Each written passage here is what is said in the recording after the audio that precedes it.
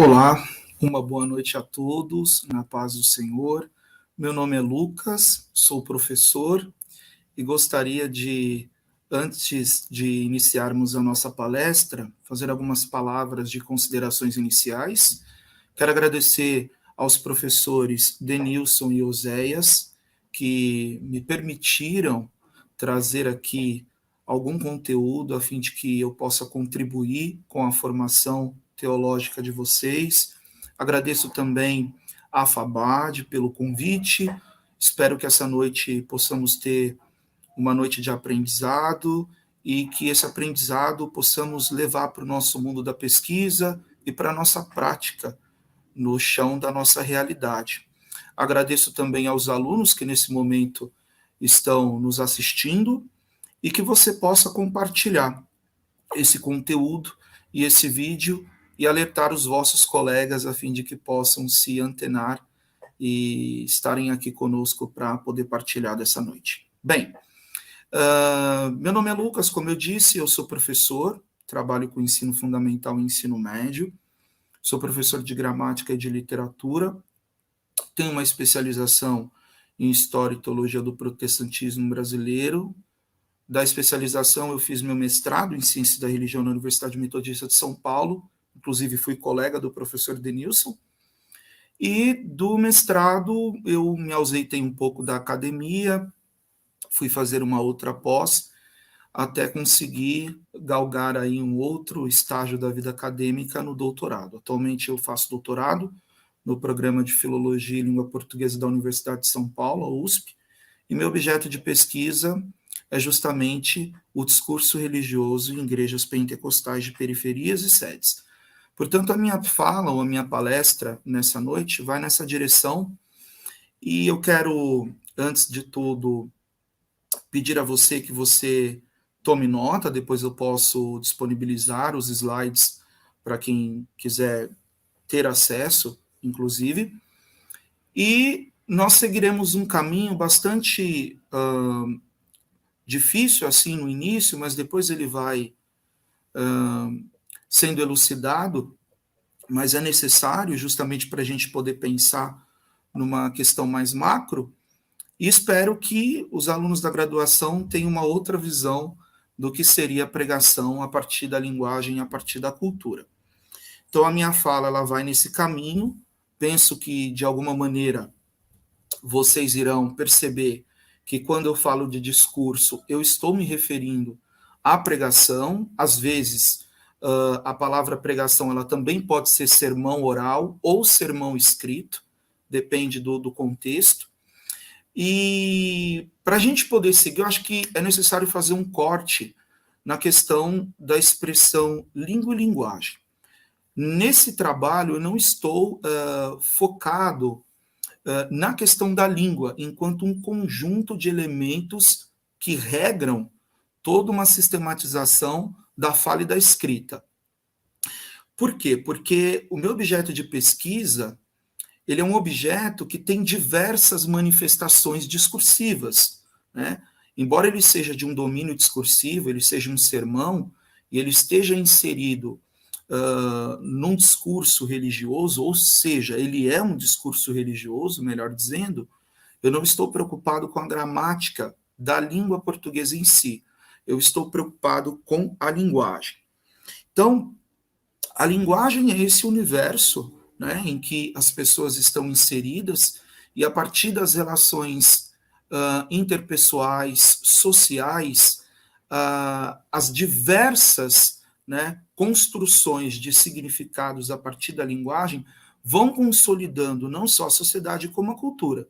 Então, eu estou pensando na linguagem especificamente, a fim de que possamos trabalhar a linguagem como comunicação dentro do ambiente pentecostal, a cultura que é transformada através dessas linguagens e a linguagem a partir da pregação pentecostal. Então, é nesse sentido que eu direciono a minha fala e espero que isso fique evidente na minha apresentação. Bem, eu irei apresentar agora e nós vamos seguir uma exposição inicial bem delimitada até para não nos perdermos no processo. E como eu disse, linguagem e cultura, uma abordagem sobre a pregação pentecostal contemporânea. Então, essa é a minha fala. E o meu objetivo é que compreendamos de alguma maneira, né, as distinções, as diferenças, as peculiaridades entre os discursos pregativos.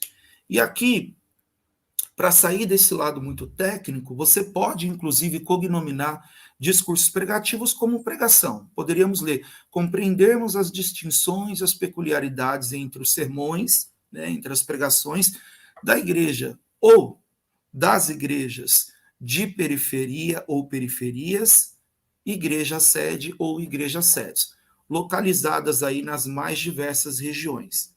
O que a gente pretende? Analisar como os discursos, né, como essas pregações, como esses sermões, eles estão atravessados, eles estão perpassados por significações ideológicas. Lá na frente, a gente vai ter a possibilidade de fazer uma explanação maior do que seriam essas significações ideológicas.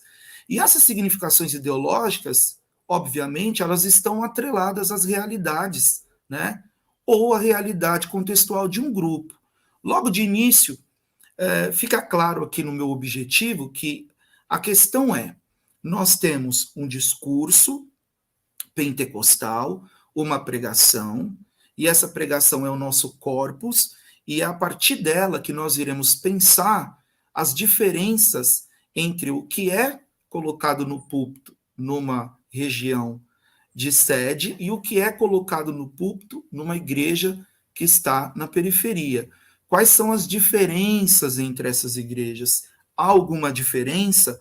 Como que essas significações, como que esses discursos, eles transitam na esfera religiosa, né? Quais são as realidades contextuais de cada grupo? Então, essas perguntas, inclusive, eu estou levando para a minha pesquisa de doutorado, estou tentando, de alguma forma, dialogar e tentar responder aí, na medida do possível, quem sabe daqui a alguns 2, 3 anos, o doutorado sai. Bem, pontos relevantes, né? Por que pontos relevantes? Porque é a partir daqui que a gente pode já começar a inferir o que a gente quer colocar enquanto respostas possíveis, hipotéticas, né? Será que há uma convergência entre os discursos da sede e das periferias, né? Será que a linguagem é a mesma? Há divergências, né? As interpretações, elas são iguais nesses ambientes, tanto nas sedes quanto nas periferias? Existe uma heterodiscursividade assembleana, e quando eu falo, melhor dizendo, sobre heterodiscursividade, eu não estou falando sobre a questão de gênero, eu estou falando justamente na mistura dos diversos discursos, né? Existe uma maneira única de discurso assembleano ou pregação assembleana? Como que isso acontece? Né? E se há uma heterodiscursividade, ou seja, há várias maneiras de se pregar, várias exposições discursivas, como que elas acontecem? Né? Como é que esse mecanismo ele se desenvolve nesses ambientes? Né? E aí acho que para pensar um pouco mais a fundo, é necessário considerar também situações socioeconômicas, culturais, identidades e as relações sociais. Então, vamos tentar ver esse caminho, né?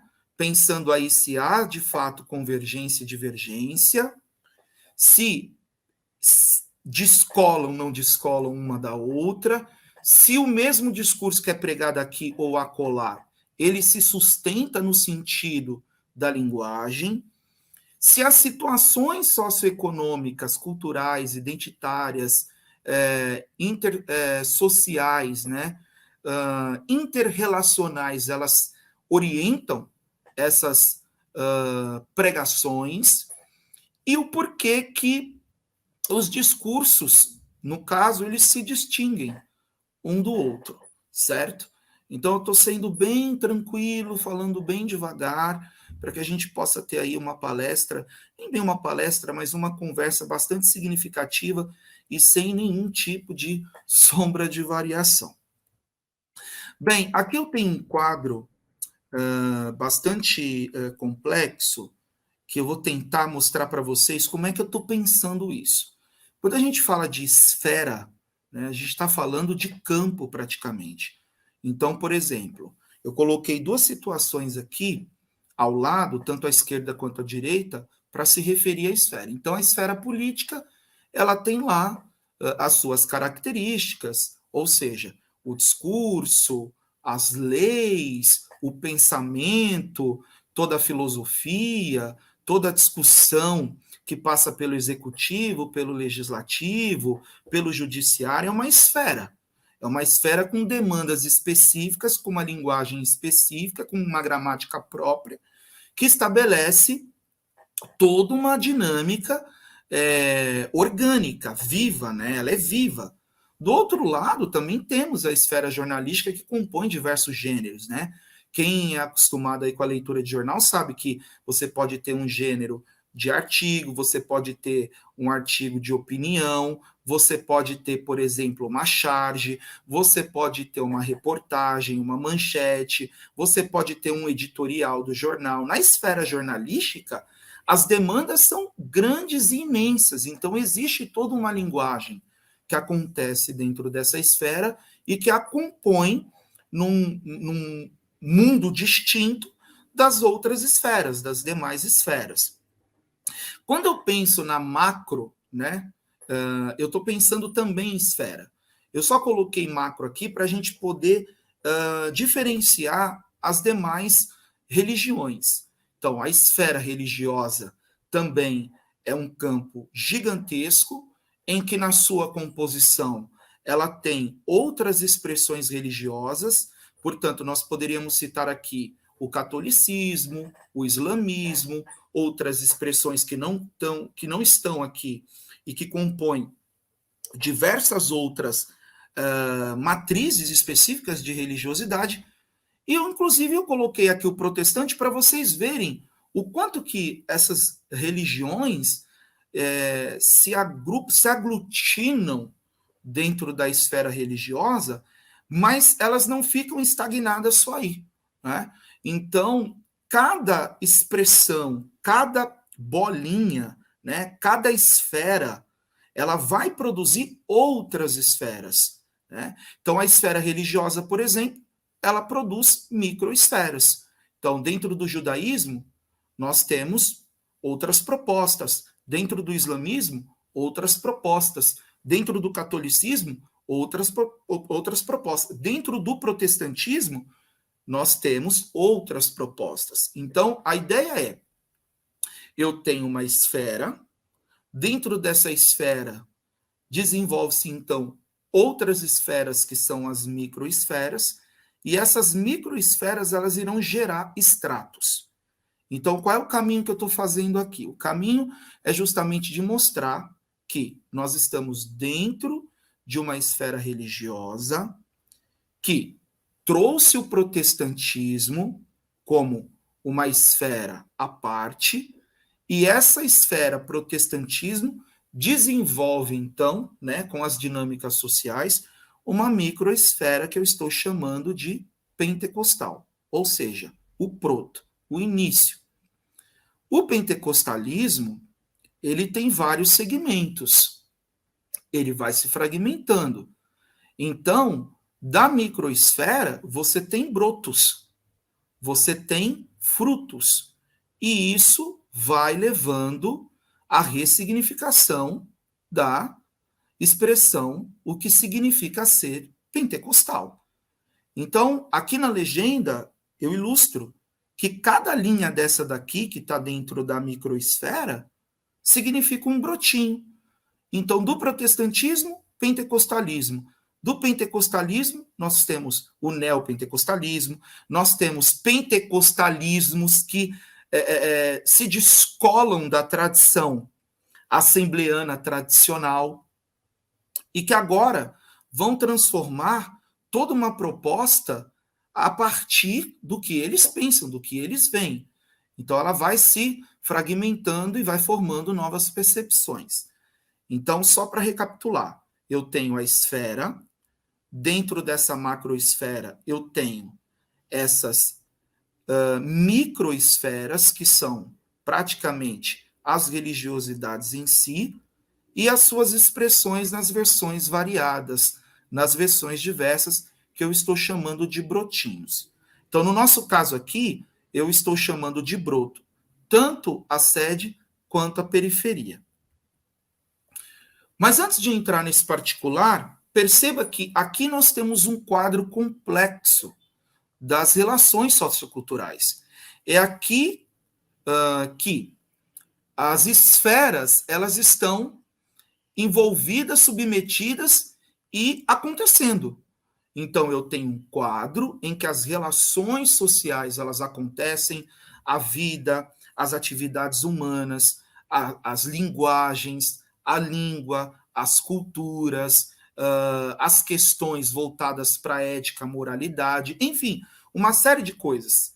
E elas vão acontecendo dentro desse quadro complexo, e às vezes a percepção que a gente tem é que a cada dia, a cada contexto, a cada situação, elas vão se refazendo, e é isso mesmo, porque como nós estamos vivendo uma realidade complexa, não dá para manter controle sobre a atividade humana nesse sentido. Então, a macroesfera ela vai pensar de uma forma, a microesfera ela vai pensar de outra forma, e os estratos que são, né, brotinhos que vão aparecendo no meio do caminho, eles vão trazendo individualidades, expressões que vão sendo projetadas com especificidades, né, com especificidades. Aqui tem uma representação fidedigna, como assembleano, você vai saber o que eu estou dizendo, do que significa todo esse movimento mais metodológico. Embaixo eu tenho a raiz, que seria aí o pentecostalismo, né, o proto. Depois vai subindo, eu tenho as sedes, e quando chega lá em cima, eu já não tenho mais, né, todo aquele processo da raiz em si, né, do crescimento unitário, igualitário. Eu tenho diversidades. Então, as congregações, elas tornam-se brotinhos, né? Eu saio da raiz, que é a mãe, né, que é a genitora nesse caso, as sedes, elas vão se consolidando, mas a partir do momento que as sedes elas vão crescendo e elas vão tomando conta das regiões, seja em São Paulo, eu estou pensando em São Paulo no doutorado, elas vão perdendo o controle do crescimento das congregações. As congregações elas vão tomando conta das regiões marginais, me refiro às periferias, e vão se moldando, né, ou sendo atingidas pelas culturas específicas e locais nas regiões em que elas estão inseridas.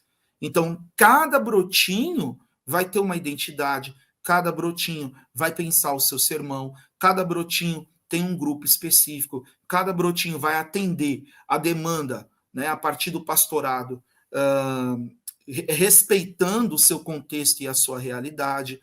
Então, não dá para pensar, e aqui entenda, pentecostalismo no singular. Eu acredito que já não tem mais. A gente não tem como pensar o pentecostalismo no singular. Essa dinamicidade do processo de transformação, né, do avanço das igrejas pentecostais no Brasil já não nos permite pensar um pentecostalismo monolítico, um bloco único, né? Porque com o crescimento você perde toda a regulação e aí cada igreja pentecostal vai pensar a sua pentecostalidade, vai viver a sua pentecostalidade a partir daquilo que acredita. As Assembleias de Deus, especificamente, tem um desafio, porque quanto maior o campo, quanto maior a região, quanto maior o setor, menos controle ela tem sobre os discursos das periferias. É justamente isso que eu estou discutindo na minha pesquisa. Por quê? Porque você não tem como supervisionar isso, né? Você pode até acreditar que vem de uma raiz, que a sede mantém ali um padrão e que esse padrão ele vai se espraiar para as congregações Isso na teoria, porque na prática, os discursos que são pregados na sede, eles são distintos, e aqui eu já estou, né, avançando para discutir justamente o que eu quero defender. Na sede, os discursos são distintos das congregações nas periferias. Para quem congrega em sede, para quem congrega em periferia, vai perceber que isso é evidente, isso é notório. Então não dá para manter, né? Olha, a gente vai trabalhar um discurso desde lá de 1900 e bolinha, esse discurso ele vai se espraiar para as igrejas atuais, e as igrejas atuais sedes, elas vão delegar esses discursos para as congregações. Isso não dá, né? As congregações elas acabam tendo uma autonomia, e essa autonomia ela fica bastante clara quando você visita as igrejas e consegue colher as pregações e colocar, né, para as comparações, e fica evidente também a questão de que cada discurso obedece uma demanda contextual nesse sentido. Então é sobre isso que nós estamos falando. E cada discurso tem uma linguagem. Cada discurso está inserido numa cultura local. E essa cultura local, de certa forma, junto à linguagem e junto às especificidades daquela comunidade de fé, irão funcionar numa dinâmica própria de uma pregação que se faz a partir daquele contexto sociocultural. Aqui eu desenho mais um quadro complexo para poder mostrar para vocês como que essas relações socioculturais, que são plurissignificativas, né? Não é só um significado, não é só uma proposta, ela é plurissignificativa. Só que eu estico um pouco mais o debate, trazendo justamente a esfera religiosa, para a gente poder pensar especificamente ela, e como que essa microesfera, depois, ela vai se transformar num projeto que é totalmente grande e se adapta às questões contextuais. Então, em cima eu tenho uma esfera religiosa, seja ela qual for, se ela é uma esfera religiosa, ela é uma esfera que compõe diversas expressões religiosas. No caso da gente aqui, a gente está pensando essa esfera, e a microesfera que está à esquerda, ela vai imprimir o protestantismo. Do protestantismo, nós teremos aí o pentecostalismo, e o pentecostalismo ele vai seguir uma ordem, né, de início, desde lá, de 1910, vai seguindo a história, até chegar nos dias atuais. Então, eu tenho uma esfera que ela começa, ela se projeta, ela vai avançando, ela vai se ressignificando, se expandindo, vai tomando outros contornos, e quando ela se torna uma maneira de pensar, uma maneira de ver pentecostal, mas que ainda tem traços do protestantismo, ela vai produzindo discursos, ela vai produzindo visões de mundo, uma cosmovisão, uma espiritualidade, né, uma maneira de interpretar. Isso significa que dentro de uma proposta de comunidade de fé pentecostal, a gente tem toda uma dinâmica que também acontece no campo da construção identitária. Então, por exemplo, você olha aqui para a setinha que está à esquerda, você desce, a microesfera produziu uma igreja pentecostal, e essa igreja pentecostal, desde o seu início, ela vai seguindo para suas partes regionais e vai consolidando sede e congregação, sede e congregação. Bom, com o avanço, a gente tem discurso, a gente tem uma hermenêutica, a gente tem uma pregação ou pregações que são distintas ideológica e teologicamente, porque elas são pensadas de modos autônomos, né? As realidades são distintas, isso tudo tem que ser pesado. E aí eu vou dar um exemplo.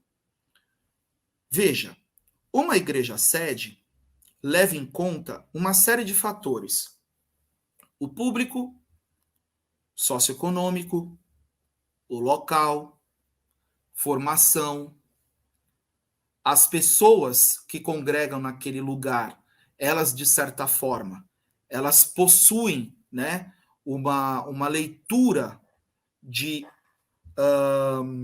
como eu posso dizer, uma leitura específica de quem não está na sede. A sede sempre vai ser vista como um local da leitura desses crentes, como um local mais intelectualizado, um local de palavra mais elaborada. Até os pregadores, quando eles assumem o púlpito, nas sedes, as posturas elas mudam, né? Outras estratégias argumentativas e discursivas elas entram na parte da pregação. Diferente de uma periferia em que você tem, né, toda uma estrutura também, né, de história pentecostal, mas ao mesmo tempo há uma distância. Então, o discurso que é produzido, que é pregado na sede, ele destoa muito da congregação. Por exemplo, uma mãe que vai para o culto na periferia e ela tem o seu filho, trabalha como faxineira 12 horas ao dia para poder ganhar R$ 150 a diária, ou que aquele obreiro, aquele irmão trabalha 12 horas na portaria para poder manter a família, e depois ele vai para o culto na sua igreja, na sua comunidade, às vezes, e na maioria delas, esses irmãos eles vão para a igreja para escutar discurso ou pregação, para facilitar, que venham ao encontro daquela situação em que eles estão vivendo. Então, por exemplo, a mãe que tem um filho preso, ela quer ouvir, né, o sermão que preza pelo livramento, que mostra o caminho da salvação para o seu filho, que livre a sua filha do tráfico de drogas, o obreiro, para que Deus abra uma porta para sua esposa, e essa porta ela tem a ver também com questões socioeconômicas, portas que tragam a sobrevivência para dentro de casa. Então, ali você tem um espaço que é um espaço extremamente marcado pela segregação, pela precarização, pela falta de políticas públicas, pela ausência do Estado, pela ausência de teatro, pela ausência de cinema. E quem mora e congrega em periferia sabe que as igrejas de periferia elas consolidam um discurso que vão ao encontro da realidade específica daquela membresia. Então, a pessoa que vai para uma igreja na ponta da favela, no São Jorge, aqui na Zona Sul, onde eu moro, não está preocupada com a teologia sistemática que é pregada, por exemplo, quando alguém assume o púlpito na sede. Ela está preocupada com aquela situação em si e como é que ela vai conseguir receber o favor de Deus a partir daquela pregação expositiva naquele dia, naquele culto de ensino, ou quaisquer que sejam os cultos. Diferente do culto da sede, porque o culto da sede ele tem, né, uma pompa. Às vezes você tem pregador que ele nem sabe o que ele está dizendo ali. Estamos aqui nesse conclave para expor, né, todos os preceitos da exegese da homilética, e às vezes as pessoas estão ali olhando, ouvindo. É um discurso mais voltado para um público que, de certa forma, dialoga com questões mais formais, as pessoas tiveram acesso aos estudos, e essas diferenças culturais, né, elas justamente acontecem porque a linguagem ela vai trazendo formas específicas para poder acontecer nas periferias e nas sedes. Né? Não dá para você colocar uma mesma pregação que acontece numa ou noutra, porque as especificidades elas estão ali. Cada uma tem uma gramática, cada uma tem uma maneira de ver a situação da membresia, e isso impacta diretamente na maneira como o crente ele se porta a partir da sua pentecostalidade, da sua espiritualidade. Ou seja, as produções de valores que são impressas a partir desses discursos, tanto em uma quanto em outra, são diferentes. Né? O jovem que vai para o congresso na sede, que congrega na sede, talvez ele esteja ali, ele está numa universidade federal, ele teve acesso a uma certa maneira de ver o mundo sem nenhum tipo de crise, né? Ou ele é branco, não teve aí uma questão racial que o marque, né? Que o atravesse. Então ele vai ver o mundo de uma outra forma, congrega numa sede, tem um acesso, estudou em escola particular, tem uma universidade, tem uma leitura, né, mais profunda de textos que conseguiu adquirir, enquanto aquele jovem que está lutando na escola pública, que vem de uma família que é menos favorecida na classe social, mas que congrega ali, ele conheceu a pregação do dia a dia, no barraco, onde o pessoal fazia campanha, chegava lá, cada um falava 5 minutos numa linguagem bastante informal, bastante coloquial, mas que fazia sentido na questão de expulsar demônios, na questão dos dons, na questão de trazer uma realidade contextual para aquele movimento específico. Então, expressões que aparecem, por exemplo, nas periferias, às vezes não aparecem na sede. Vaso, eita Deus, Deus desce aqui, que você grita isso numa sede, talvez as pessoas fiquem com um pouco de ressalva, porque é uma cultura específica, né? E aqui a gente não está entrando em julgamento, porque a pessoa que julga a periferia por esses movimentos que são corporais, emocionais, dentro de um pentecostalismo específico, antes de tudo ela é preconceituosa e não compreendeu o que é uma cultura local, e também não consegue entender que as igrejas pentecostais de periferia, se elas não viverem uma linguagem que se conecte, né, com a vizinhança, com a comunidade ao seu redor, ela não se justifica ali. É por isso que é muito comum um pastor na periferia, ele consegue construir uma relação com o pai de santo, com o traficante, com o menino que está envolvido no tráfico, com a menina que está no pancadão, com a mãe da menina, com o pai do menino, com os avós, consegue trazer todo mundo. E esse povo não tem nenhum problema de depois chegar no domingo à noite e estarem ali cultuando e ouvindo a palavra pastoral. Né? Palavras que são mais diretas, mais objetivas, sem rodeio, porque é óbvio, ele tem que pensar na questão cultural e como ele vai produzir uma hermenêutica pentecostal que dialogue com aquela cultura local, sem se desvincular também dos valores e da espiritualidade que lhe é peculiar a partir da sua leitura bíblica. Então, as diferenças em relação à sede e às congregações, elas se fazem e se refazem aí. Né? Nós temos uma esfera que se fragmenta, vira uma microesfera.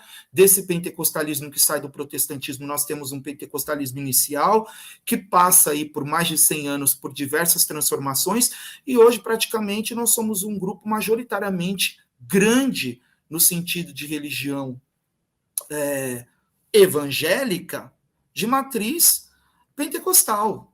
Então, as diferenças estão aí. Nós não conseguimos unidade nem no mundo político, quem dirá no discurso pentecostal. Então, essa é a forma que a gente tem de pensar um pouco mais profunda essa questão dos discursos aí. Bom, aqui eu vou tentar pensar com vocês bem mais tranquilo, porque aqui eu estou fragmentando o que eu estou chamando de discurso e pregação, né?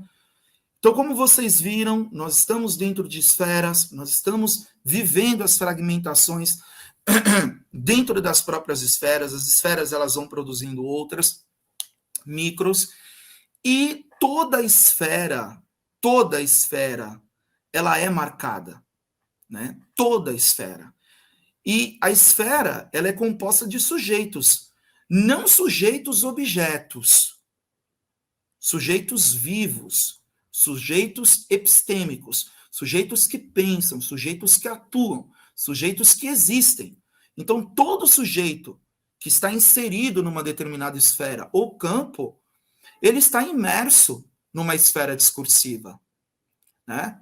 Porque os discursos que estão acontecendo ali, produzindo e sendo reproduzidos, eles estão acontecendo na atividade humana, inclusive. Então, os domínios discursivos, né, que vão passar aí pelos gêneros, né, cada qual no seu quadrado, o romance, o sermão, a canção, o texto, o livro, a literatura, seja lá qual gênero for, ele também está atravessado, né, por essas questões que são subjetivas e que fazem da esfera e das outras micros, né, e também dos estratos, que são aquelas que são praticamente os brotinhos, pensar uma diversidade gigantesca de pensamentos na atividade humana. Então não tem jeito, toda a esfera está atravessada por ideologias, né? E os discursos e ou pregações, eles também estão nesse movimento, né? Nessa dinâmica profunda, nesse refazer e fazer, nesse transformar e transformar. O que isso significa? Isso significa que todo o percurso do pregador, da pregadora, ao fazer o seu sermão, ele acontece dentro desse movimento, né? Então, tais discursos criam sujeitos que pensam. Tais discursos são produzidos também por sujeitos que pensam. As pregações, elas não acontecem do nada. Elas são produções discursivas, de um domínio discursivo, no caso, sermão, seja a modalidade de sermão qual for, mas é produzida a partir de um chão humano, um chão epistêmico, que está atravessado por ideias, por valores. E isso se manifesta de alguma forma.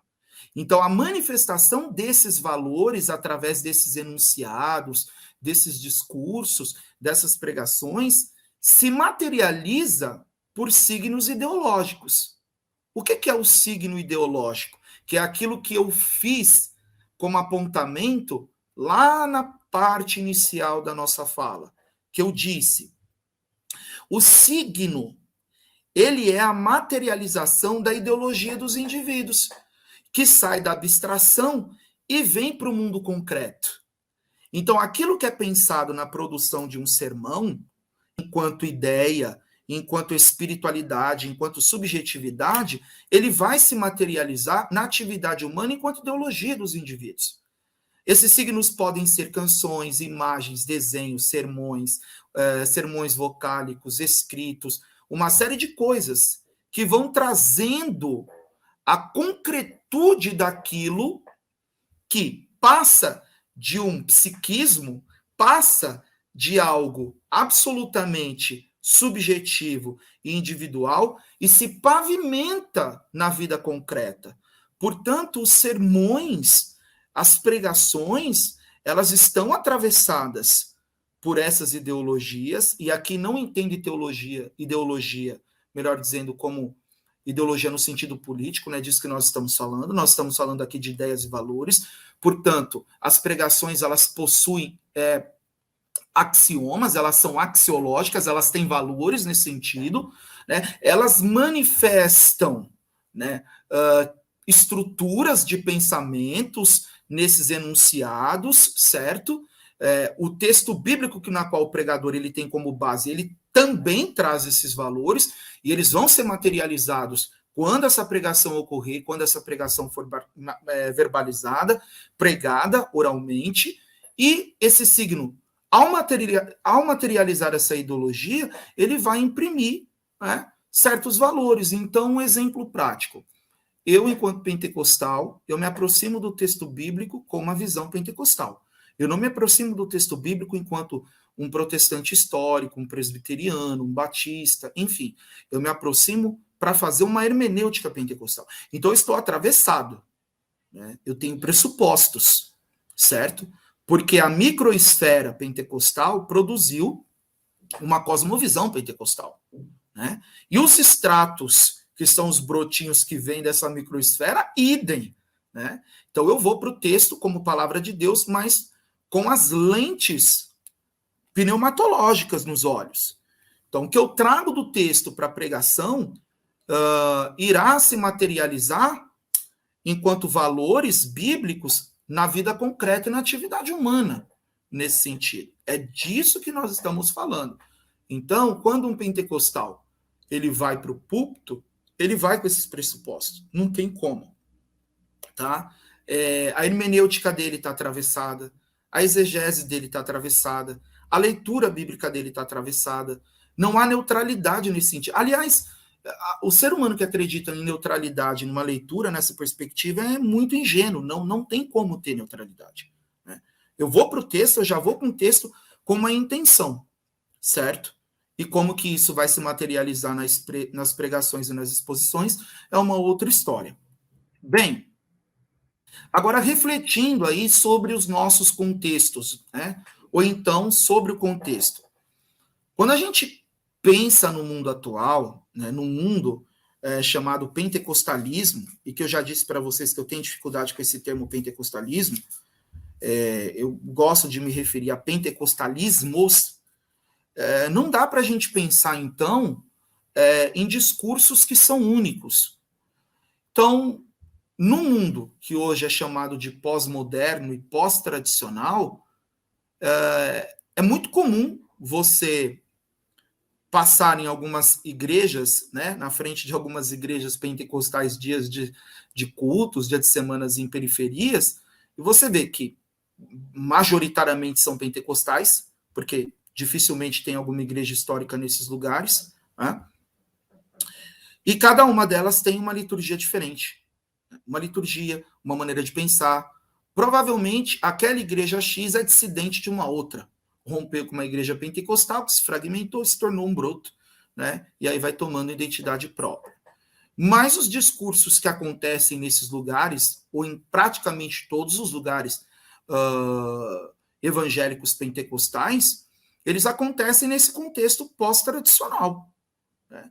E às vezes, aquela pregação que vai ser colocada no púlpito, ela foge do ditame da religião oficial. Quer dizer, o pastor ele acaba rompendo com o discurso da sede, ele sai daquele discurso da sede. Né? Então, o pastor presidente, o pastor setorial, o grande líder, ele não consegue fazer com que as congregações, na pessoa dos dirigentes, consiga trabalhar uma ideia única que vá para o texto e que aquele texto ele seja praticamente univocal no sentido de exposição bíblica. Então, o pastor ele pode transgredir nesse sentido. Quando eu falo de transgredir nesse sentido, eu estou falando justamente de não seguir. Porque ele vai olhar para a sua comunidade de fé e vai dizer, poxa, eu estou aqui com meia dúzia de pessoas que estão precisando de uma palavra de conforto porque perderam seus parentes, ou aconteceu alguma coisa, ou tem uma situação socioeconômica que atingiu uma determinada família, então eu preciso de produzir algo que consiga os trazer para uma espiritualidade que faça sentido naquela comunidade de fé. E aqui a gente tem esse desafio, porque num contexto pós-moderno e num contexto pós-tradicional, as religiões, e principalmente pensando aí o pentecostal, ele pode, como pregador, fugir dessa regra oficial e trabalhar um discurso que esteja alocado àquela situação. Então, as identidades dessas igrejas pentecostais estão cada vez mais fragmentadas. Inclusive, se a gente for comparar a sede com congregação dos nossos ministérios, a sede tem uma maneira de ser, a congregação tem outra. Embora a gente idealize que sede fulana de tal e igreja fulana de tal nas periferias, elas têm o mesmo padrão. Isso não é verdade, né? Isso já está mais do que claro. Os discursos são fluidos, eles são contextuais. A teologia que é produzida na periferia e na sede, elas são teologias do chão real, ou seja, teologias produzidas junto à vida e a partir da linguagem própria. É disso que a gente está falando. Então, essas mudanças elas são evidentes nesse sentido, certo? Bem, eu tenho um vídeo que eu queria passar para vocês, eu não sei se vocês vão conseguir ouvir, de uma missionária, em que ilustra bem essa questão de como os discursos eles vão se readaptando em diversos locais do país e que vão se fazendo pentecostais, mas ao mesmo tempo não seguindo os ditames do pentecostalismo oficial, mas se tornando cada vez mais próximo à realidade específica do contexto regional e local. E aí vocês vão entender o que eu estou falando, depois a gente volta a discutir. Vamos ver o vídeo.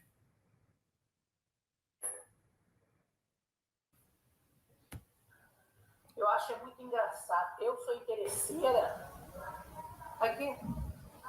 Aí você me mostra quem não é. Me mostra um ser que não seja interesseiro. Tu acha mesmo que eu vou ficar andando com quem me dá um bagulho com uma mão e toma com as duas? Pô, pega a visão, fiel.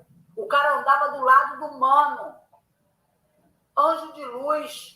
Deu mole no bagulho querendo dar golpe de Estado. Foi expulso. Esse cara tem o que pra me dar, fiel? Te dá com uma mão, toma com as duas. O propósito do cara, te levar pra morar com ele. Aí, tá maluco? Eu vou andar com quem abre o mapa pra me passar. Os caras, tipo como? Vindo pesado na direção da galera, tentando apanhar a galera e o patrão só na contenção. Tu pode tocar? Não pode tocar. Tu não tem nem moral pra esse bagulho. Eu ando com quem fecha a boca do leão. Eu ando com quem passa o cerol em 185 mil soldados de Senaqueribe. Numa noite, é o rodo. Eu vou andar com quem cura cego, paralítico e ressuscita mortos. Tá? Isso é questão de inteligência, gente. A provérbio fala esse bagulho. Se tu não tem sabedoria, pede pra ele que ele te dá. Daí a visão do bagulho. O cara é patente alta, bigode grosso, pelo amor de Deus. Qual foi? Pega a visão do negócio aqui. Vou andar com quem morreu na cruz por mim. Com quem se colocou, pulou no miolo por causa da minha vida. Qual foi? O brabo tem nome. É Jesus Cristo. É dessa forma. Bem, vocês viram aí que a Genilda, inclusive eu entrei em contato com ela é da periferia, certo? A Genilda, ela... Vou deixar essa imagem aqui para depois vocês procurarem aí aqui no Instagram, @donagenilda1. Ela é uma moradora de uma determinada região do Rio de Janeiro, e ela contou a história dela para mim dizendo o seguinte, que ela não falava gíria desse jeito, né? E um dia os filhos, acho que um dos filhos estava em casa com um amigo, eles estavam meio assim numa outra vibe, e aí um dos amigos desse filho começou a dizer coisas a respeito da Bíblia e queria entender, porque não compreendia, e ela foi explicar, e naquele momento ela teve que explicar na linguagem do rapaz, porque ela disse que o rapaz não entenderia se ela fosse especificamente, ela era muito reticente às gírias e acabou fazendo essa ponte entre a linguagem periférica e o texto bíblico. E ela diz que de lá para cá ela tem falado dessa forma, pregado dessa forma. Bom, a gente está falando de uma cultura absurdamente voltada para uma questão contextual, que é o Rio de Janeiro. Inclusive, há pesquisas sobre essa questão da gramática própria de alguns morros do Rio de Janeiro e como que os evangélicos pentecostais eles se desenvolvem lá. E isso é cultural, né? Essa casa que vocês estão vendo aí é a casa dela e é um estúdio de funk, e às vezes ela reúne meninos e meninas aí para poder pregar e falar da palavra dessa forma. Ou seja, ela está totalmente descolada dos ditames da religião oficial. Ela é pentecostal, tá? E ela vai imprimir aquilo que a gente está dizendo, que no contexto da favela, no contexto periférico, as adaptações em relação às pregações, elas não funcionam só como estratégias argumentativas. Elas são culturais, elas são identitárias. E isso é importante para a gente poder pensar que o pregador, a pregadora, tem essa chance, né, de ser praticamente flexível para os dois universos. Jamais uma sede, né, talvez tida aí como referência, aceitaria ouvir, né, esse português coloquial, essas gírias contextuais carioca, nesses termos, trazendo uma narrativa bíblica dessa forma. Então, quer dizer, mas a igreja da favela consegue escutar numa boa e faz sentido. Então, isso é que é interessante de pensar, né? E aqui eu não estou fazendo juízo de valor, eu estou pensando como pesquisador, eu não estou pensando como pentecostal, né? Como pentecostal, eu estou me distanciando um pouco, estou lendo numa outra perspectiva, mas é interessante ver como essa diversidade no mundo pentecostal ela é bastante acentuada, né? Então, sobre o pregador e a pregadora, entendemos que ao elaborar sua pregação, numa preparação antes de pregar, a pessoa deva se perguntar, o que eu devo pregar? Né? Essa indagação, ela é óbvia, é característica do orador e da oradora que se preocupa com a sua exposição antes de assumir o púlpito. Contudo, essa preocupação com o sermão, né, não é um fator preponderante para formar a sua pregação. A sua pregação, ela não é formada a partir de uma preocupação na exposição. Ela tem outras demandas. Porque se observarmos, existem outras questões que atingem o seu fazer pregativo.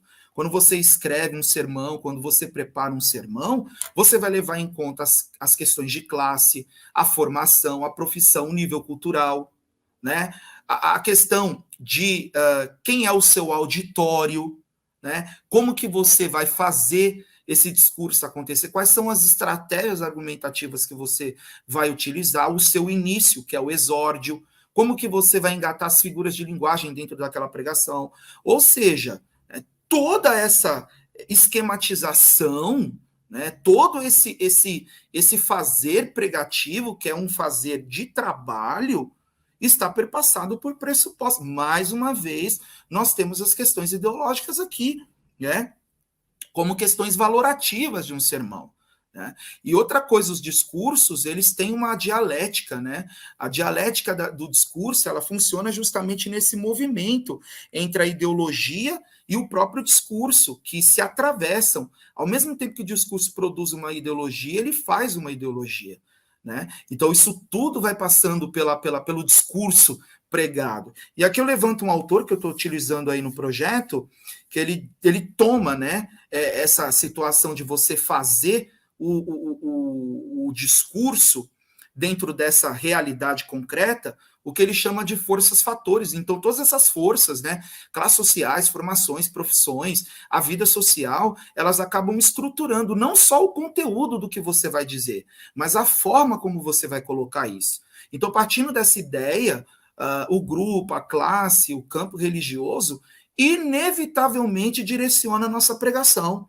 É quando eu vou para o púlpito, né? Estou dando o exemplo assim na primeira pessoa para poder facilitar. Quando eu vou para o púlpito, eu não vou só com a palavra de Deus, eu vou com todos esses pormenores na minha cabeça. Eu tenho de pensar na profissão no nível cultural. Então, tudo que está ali acaba vindo para o sermão também.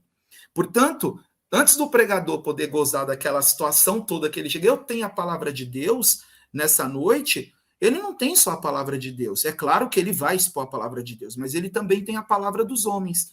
Né? Ele tem dentro de si essas questões valorativas que estão acontecendo na atividade humana. Ok? Então, acho que é isso. Basicamente, é uma. Eu não diria que é uma hipótese, eu estou construindo, de certa forma, uma percepção de pesquisa, tem muito ainda a pensar e a escrever e a construir, mas é justamente essa questão, né, da gente conseguir pensar a pregação pentecostal nessa chave interpretativa. Né? E aí alguém pode dizer assim, poxa, mas não há como manter controle disso, a gente tem uma tradição de mais de 100 anos, e a gente não consegue pregar de modo igual, né? Às vezes você anda por aí, você tem, por exemplo, assembleanos calvinistas, né? Você tem assembleanos de orientações de espectros políticos de ordem diversas. Então, para vocês verem como que não dá, porque antes de tudo nós estamos falando com humanos. E dentro da esfera religiosa, nós temos todas essas questões que atravessam os discursos que estão mergulhados nesse poço profundo de questões valorativas. Então não tem como a gente unificar, tentar pensar. Claro que na questão da teologia pentecostal, a gente tem um norte, enfim, mas nem tudo da teologia pentecostal vai parar no púlpito. A gente não consegue dar conta de levar todo o aparato sistemático teológico para o púlpito, até porque a nossa teologia, ela agora menos tímida, alguns autores estão colocando isso, né? Está sendo discutida essa questão de como pensar o texto bíblico a partir da hermenêutica pentecostal. Então a gente tem um desafio ainda enorme, né? O nosso público ainda é um público que está aprendendo a se aproximar do texto, mas, de certa forma, mesmo se aproximando do texto com a teologia, com a hermenêutica pentecostal, na minha visão, eu não acredito que consiga unificar os discursos de modo que tudo isso seja um bloco só, e, portanto, essa diversidade ela já é uma realidade no Brasil, e é isso que eu tenho tentado, de alguma forma, tratar na minha pesquisa. Bem, é isso. Eu estou aberto a perguntas. Daqui a alguns minutos nós iremos voltar, mas antes de irmos para um intervalo, depois eu posso citar alguns textos, né, que trabalham com essa questão do discurso religioso. Nós temos alguns textos que estão sendo pensados no discurso religioso, o discurso religioso no mundo católico, né? Tem algumas pesquisas aí da década de 90 que trabalham com essa questão do discurso religioso no mundo católico. Nós temos pesquisas que apontam o discurso religioso no mundo neopentecostal, algumas pesquisas que falam sobre a Igreja Universal, outras pensam a Igreja Renascer, pesquisas que, sobretudo, estiveram preocupadas com a questão da teologia da prosperidade nos discursos dessas igrejas.